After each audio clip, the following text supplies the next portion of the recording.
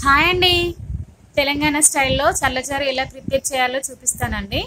ఒక కప్పు పెరుగు తీసుకున్నానండి. ఇది సాఫ్ట్గానే ఉంది. లేదంటే మీరు చిలకండి. చిలికిన తర్వాత కొన్ని వాటర్ యాడ్ చేసుకోండి. మీరు చిక్కగా కావాలంటే తక్కువ వేసుకోండి వాటరు. నేను కొంచెం పలచగానే వేసుకుంటున్నాను, అందుకని కొంచెం ఎక్కువ వేసుకున్నాను. ఇంకా పోపు వేసుకోవాలండి. సాల్ట్ కూడా అందులోనే వేసుకున్నాను నేను. స్టవ్ పైన కడాయి పెట్టుకొని కొంచెం ఆయిల్ వేసుకొని మినపప్పు, శనగపప్పు, జీలకర్ర, ఆవాలు వేసుకోవాలండి. ఇవి వేసుకున్న తర్వాత సన్నగా కట్ చేసి పెట్టుకున్న పచ్చిమిర్చి ముక్కలు కూడా వేసుకోవాలండి.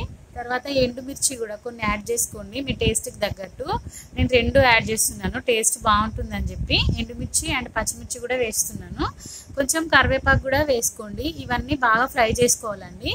ఇవన్నీ ఫ్రై అయిన తర్వాత కొంచెం పసుపు కూడా వేసుకోవాలండి. పెరుగు కొంచెం పుల్లడిది తీసుకుంటే టేస్ట్ ఇంకా బాగుంటుందండి, కమ్మగా ఉంటుంది. ఈ ఎండాకాలంలో ఇలాంటివి తీసుకుంటే చాలా మంచిదండి. పెరుగు అయితే చాలా మంచిది, ఒంటికి చలవ. స్టవ్ ఆఫ్ చేయాలండి. స్టవ్ ఆఫ్ చేసిన తర్వాత ఈ మజ్జిగని అందులో పోసుకోవాలండి. చల్లని స్టవ్ ఆఫ్ చేసిన తర్వాతే పోసుకోవాలండి. తర్వాత సన్నగా కట్ చేసి పెట్టుకున్న ఆనియన్ ముక్కలు వేసుకోవాలండి.